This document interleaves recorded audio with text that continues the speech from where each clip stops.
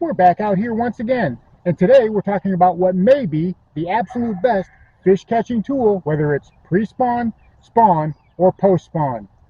That's right, I'm talking about this little guy, the Wacky rig.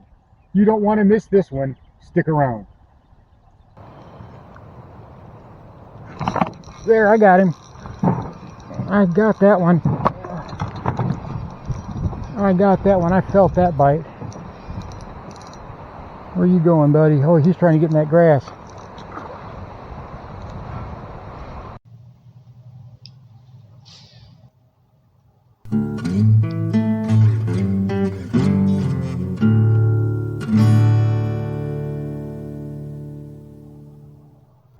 And here is this video's featured comment. Congratulations! If you would like to have a chance to have your comment featured in an upcoming video, all you've got to do is leave a comment. And now, on with the video. Welcome back to Lowbrow Fishing, and today we're talking about this little guy, the Wacky rig. It doesn't matter if it's pre-spawn, spawn, or post-spawn, this is a fish catching machine. And it seems like the more stubborn those fish are, the more pressured they are, the more lockjaw they get, the better this works. Now, you're not going to fish it fast. It takes a good amount of patience to fish this thing, to let it go ahead and float all the way down to the bottom, and sitting there and letting it dead stick can be maddening. It is one of the most painstakingly slow ways to fish a bait, a worm, or whatever. And a lot of times our patience, well, it can be rewarded. It can be rewarded with some really nice fish. And you can see here, I've got this alien neon green and dark green worm. This is what I've been using up at the big lake lately. It's been doing really good for me. This is a regular 6-inch stick bait. This is a cream worm, just a regular old cream worm that I got out of the bargain bin there at Walmart. I think I paid $1.25 for a pack of 5, but it's a very effective presentation. The fish don't care. You don't have to get fancy with it. You don't have to spend $8 for a pack of whatever it is that you're paying for. A lot of times, just a regular cheap stick bait will work. It's all about that wiggle. It's all about that action. And a lot of times, I'll be honest, I want a worm that's got a little more toughness to it. I don't necessarily want a super soft worm like a Yamamoto or a Guggen. Now, those worms are fine, and I've caught plenty of fish using them as far as a Texas rig or on a shaky head or something of that nature. But when it comes to using it on a Wacky rig or a Neko rig, well, I want something that's a little bit stiffer, something that's got a little bit more body to it, because otherwise I find, well, I'm just going through a whole bunch of different baits, in fact, a whole pack of baits or more in the course of a day. So, as you can see here, I've got it rigged up standard style. I've got just the O-ring here, and I've used a smaller Wacky hook. This is the type of hook that I like. I like these smaller style Wacky hooks. A lot of times guys will like those longer shake ones, and those, you know, it's all preferential. To me, there's no right or wrong way to do it. It doesn't even have to be necessarily a quote-unquote Wacky hook. You know, you can use pretty much any type of hook. I like to use an O'Shaughnessy hook from time to time, or even an Aberdeen hook will work if you need it to. Just whatever you have laying around. What matters is how you hook the worm onto whatever hook it is that you're using. You've got to get it hooked a certain way. You know, this is how we're doing it, hooking it in the middle.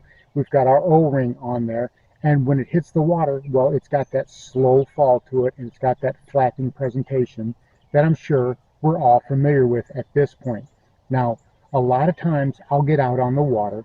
Today was a great example of that. Today was extremely windy out there. The wind was blowing 20, 25 miles an hour, and albeit, you know, probably not the best day for a weightless Wacky rig, but I stuck with it. I stuck with fishing this, and I was rewarded with several nice fish.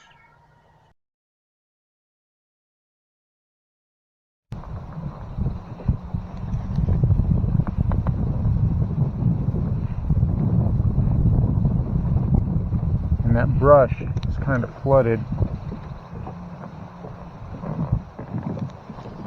Again, that wind is very windy today. and there's not going to be much reprieve from it anywhere we go. Got him. I got him. He's a little guy, but I got him. He's a little guy, but I got him. On the Wacky rig. Alright, well, and he is cold. Wow, that's strange because it has been really hot. Nice little fish there. I don't know, half pound, little dink. Nice little bass. But we got that on the Wacky rig, and that's a good start. That's a real good start. Don't mess my rod up. Alright, buddy. Thank you. Now, I was actually having to downsize the presentation that I was using, and I was using these. I had these Junebug Yum 4-inch stick baits. I just wanted to go with something that was a little bit smaller. It was windy. There had been a lot of pressure on that lake. There were boats everywhere on a gorgeous day like today, so I figured a little bit smaller presentation, that's going to be something that we want to do. And that, you know, you can't be afraid to change things up from time to time. This was what I used today. This is just a little 4-inch Yum Dinger. It's just, again, this is just something that I picked up at Walmart. It's a Junebug color, and I was able to elicit quite a few bites on that. As a matter of fact, whenever I was fishing, I went through the first area. I went through there fishing a jig. I had a bitsy bug jig, a small jig that I was fishing with, and I hooked into a couple of nice fish. I ended up losing those fish because I didn't get them very good. The fish really didn't bite into them very well. They just had the trailer. I never really had the hook in them that good. However, a little while later, I let it sit for a couple hours, and then I came back through fishing just a weightless Wacky rig with these, and I ended up catching all those fish that I couldn't get earlier, right in the same areas.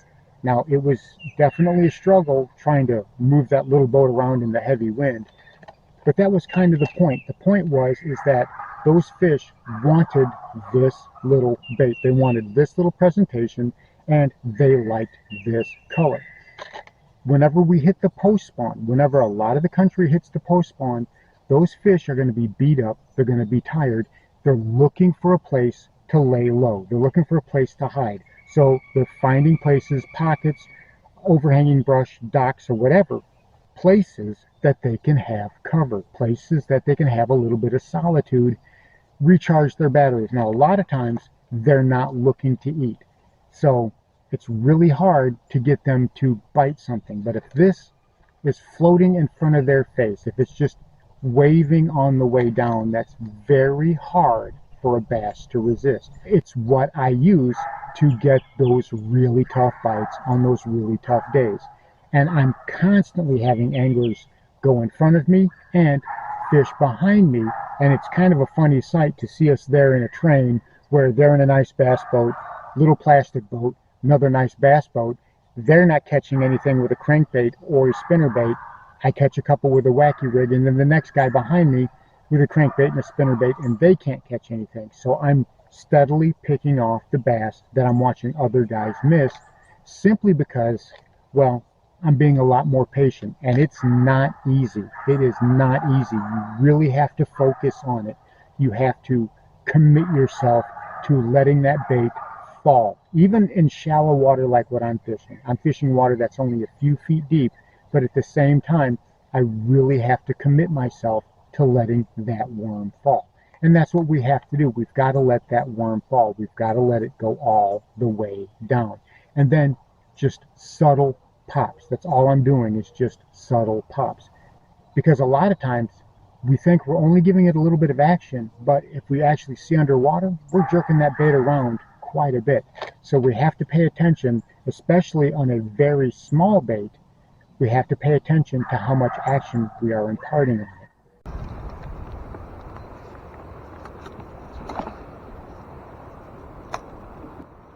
Oh, and that's what makes everything so hard.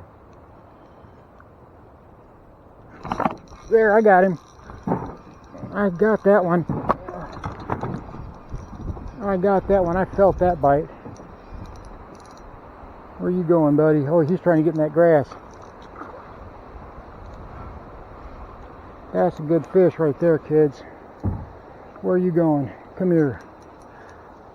Ooh, he choked it too. And I felt you. Come here. Oh yeah, I can get that. There we are. Alright. I got you, buddy. Let me,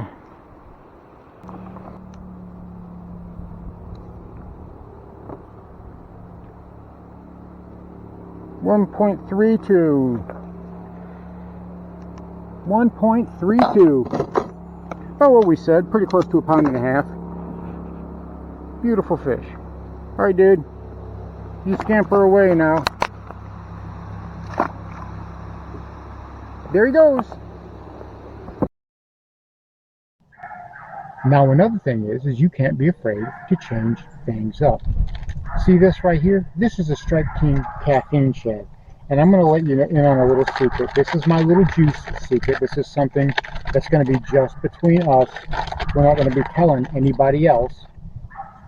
These work great on a Wacky rig. Because see how soft they are? You see how that tail flops over? As far as a fluke style bait, a soft jerk bait, this works really well. Now something like a cream or a Zoom Super Fluke, I don't actually like to use those as much. I know earlier in the video I said I like a stiffer worm, a stiffer plastic, but when it comes to Wacky rigging something like this, I actually want it to be a little bit softer. Otherwise, you feel like you're pulling a sticker on.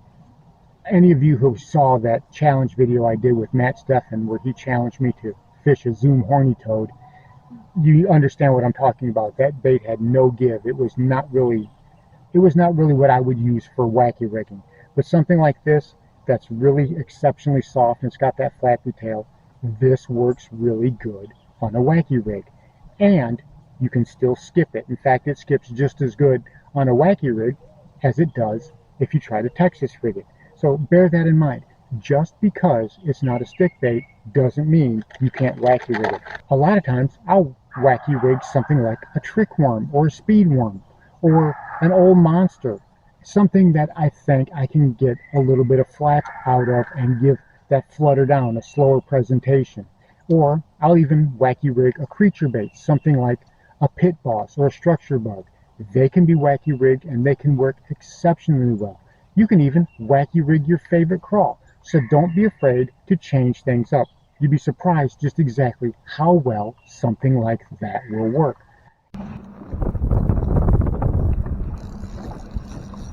There we go. Do I got gunk or do I got fish? I think I got gunk. I got fish. There we go.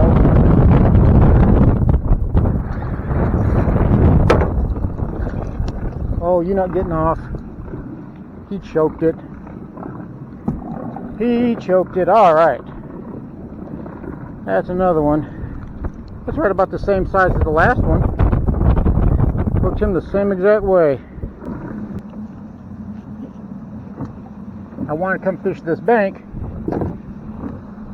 because this guy, right about the same. He's probably right about the same size. This is why I wanted to come over here. All right. Thank you, buddy. Pound and a quarter, pound and a half. Thank you much. And that was on that Wacky rig again. Now let me show you a neat little trick that I do whenever it comes to rigging these up. Alright, now you see that I've got the Wacky rig right here. Let's go ahead and pull that out of here. Alright, now let's say that we're fishing a lot of brush and we kind of want to rig this Texas style. What I'll do is I'll take and I'll put the hook in. I'll take and you've got, a lot of times you'll have a groove on the worm, but even if you don't, it doesn't really matter. But you put it in there and then I just don't come all the way through with it.